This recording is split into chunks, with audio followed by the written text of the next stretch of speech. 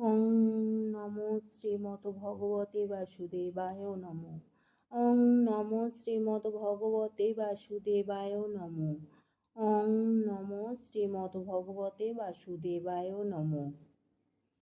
শ্রীমদ্ ভগবদ্গীতার বিজ্ঞান যোগে শ্লোক নম্বর 14 থেকে শুরু করছি। আমার এই দেবী মায়া ত্রিগুণাত্মিকা এবং তার দূরতিক্রম্য, কিন্তু যারা আমাতে প্রপত্তি করে তারাই এই মায়া উত্তীর্ণ করতে পারে। মূঢ় নরাধম, মায়ার দ্বারা যাদের জ্ঞান অপহৃত হয়েছে এবং যারা আসরিক ভাবসম্পন্ন, এই ধরনের দুষ্কৃতকারীরা কখনো আমার শরণাগত হয় না। মূঢ় হচ্ছে তারা যারা লজ্জাজনকভাবে কঠোর পরিশ্রমী ভারবাহী পশুর মতো মূর্খ। তারা সবসময় তাদের নিজেদের পরিশ্রমের ফল নিজেরাই ভোগ করতে চায়, কিন্তু তারা শ্রী ভগবানকে তাদের কর্ম উৎসর্গ করতে চায় না। গাধা হচ্ছে ভারবাহী পশুর শ্রেষ্ঠ উদাহরণ। এই নিরীহ পশুটি তার মনিবের দ্বারা কঠোর পরিশ্রম করতে বাধ্য হয়। গাধা জানে না সে কার জন্য দিনরাত এমনভাবে খেটে চলেছে।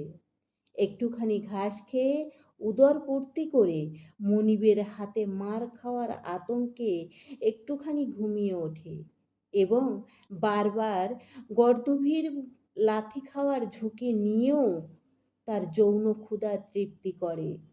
সে সুখী থাকে। গাধা মাঝে মাঝে কবিতা আবৃত্তি করে, জীবন দর্শন আওড়ায়, কিন্তু তার রাসদ ভানাদ কেবল অন্যদের বিরক্তির উৎপাদন করে। মূঢ় সকাম কর্মীর অবস্থাও ঠিক গাধার মতো। সে জানে না কার জন্য তার কর্ম করা উচিত।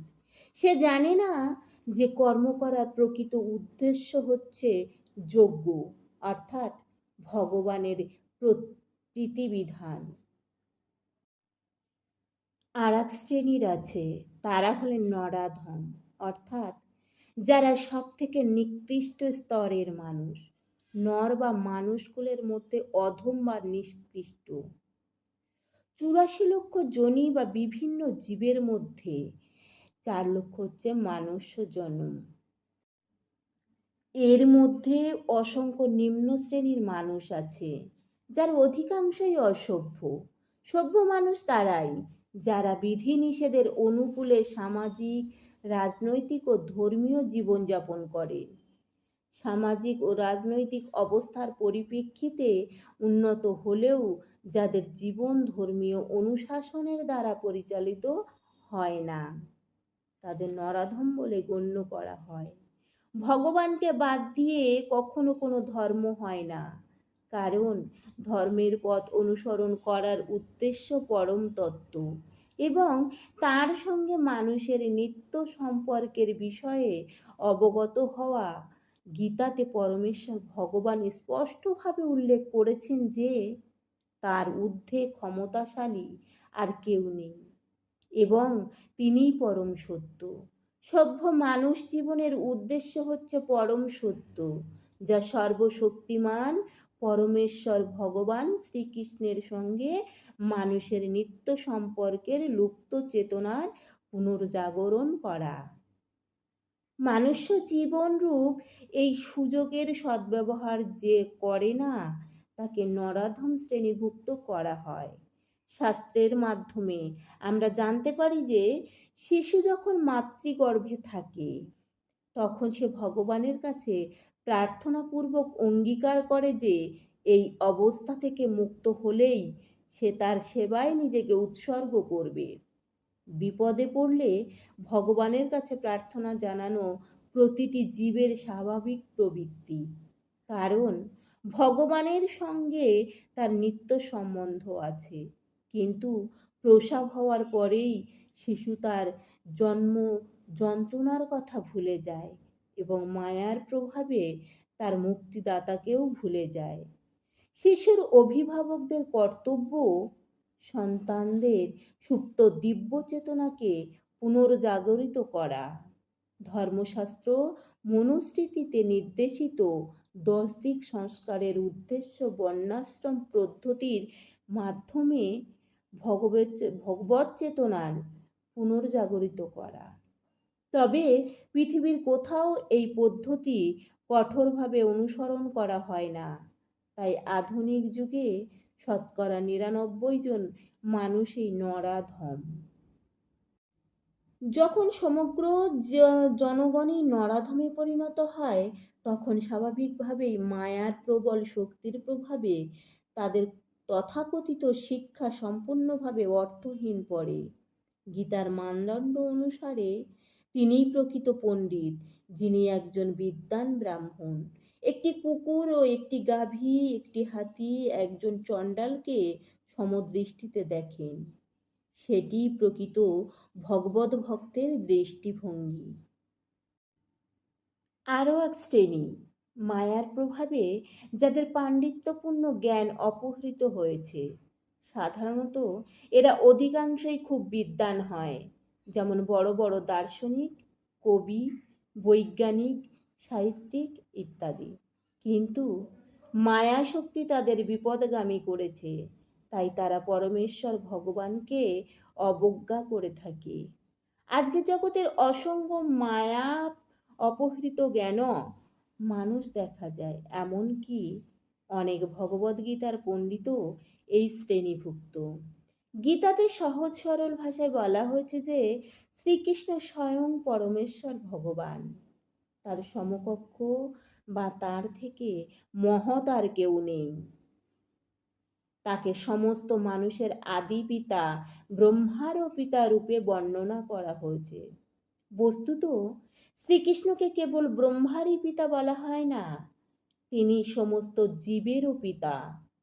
তিনি নির্বিশেষে ব্রহ্মের আশ্রয় এবং সমস্ত জীবের অন্তর্যামী পরমাত্মার উৎস। সমস্ত জীবের মধ্যে অবস্থিত পরমাত্মা তারই অংশ। তিনি সবকিছুর উৎস। তাই তার চরণাবৃন্দে শরণাগত হওয়ার জন্য প্রত্যেককেই পরামর্শ দেয়া হয়েছে। সর্বশেষ শ্রেণীর দুষ্কৃতীদের বলা হয় আসরিক ভাবাপন্ন ব্যক্তি। এই ব্যক্তিরা মানুষের নির্লজ্জভাবে নাস্তিক। তাদের মধ্যে কেউ কেউ তর্ক করে যে পরমেশ্বর ভগবান কখনোই এই জড় জগতে অবতরণ করতে পারে না।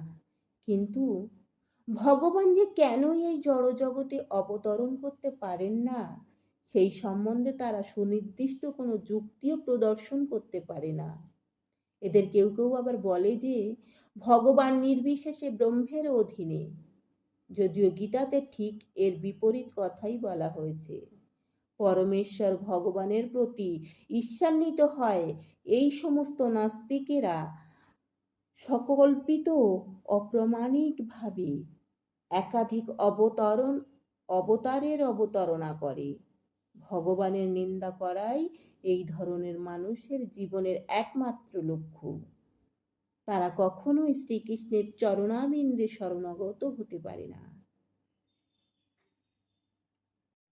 তা ভগবান বলছেন, হে ভারতশ্রেষ্ঠ অর্জুন, 4 প্রকার পুণ্যবান ব্যক্তি আমার ভজনা করেন: আর্ত, অর্থার্থী, জিজ্ঞাসু ও জ্ঞানী। এই 4 প্রকার ভক্তের মধ্যে নিত্যযুক্ত আমাতে একনিষ্ঠ তত্ত্বজ্ঞানী শ্রেষ্ঠ, কেননা আমি তার অত্যন্ত প্রিয় এবং তিনিও আমার অত্যন্ত প্রিয়। এই সকল ভক্তেরা সকলেই নিঃসন্দেহে মহাত্মা, কিন্তু আমার তত্ত্বজ্ঞানে অধিষ্ঠিত জ্ঞানী আমার মতে আমারই আত্মস্বরূপ। আমার অপ্রাকৃত সেবায় যুক্ত হয়ে তিনি সর্বোত্তম গতিস্বরূপ আমাকে লাভ করেন। বহু জন্মের পর তত্ত্বজ্ঞানী ব্যক্তি আমাকে সর্বকারণের পরম কারণ জেনে এবং সর্বজ্ঞানে আমার শরণাগত হন। সেই মহাত্মা অত্যন্ত দুর্লভ। সেই ব্যক্তি শ্রদ্ধাযুক্ত হয়ে এই দেবতার আরাধনা করেন। এবং সেই দেবতার কাছ থেকে আমারই দ্বারা বিহিত কাম্য বস্তু অবশ্যই লাভ করেন। অল্প বুদ্ধিসম্পন্ন ব্যক্তিদের আরাধনালব্ধ সেই ফল সীমিত ও অস্থায়ী। দেবপোষণগণ দেবলোকে গমন করেন, কিন্তু আমার ভক্তেরা আমার পরমধাম প্রাপ্ত হন।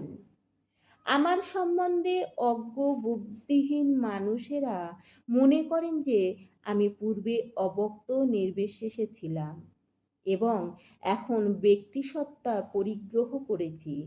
তাদের অজ্ঞানতার ফলে তারা আমার অব্যয় ও সর্বোত্তম পরম ভাব সম্বন্ধে অবগত নন। হরে কৃষ্ণ কৃষ্ণ কৃষ্ণ হরে হরে, হরে রাম রাম রাম হরে হরে।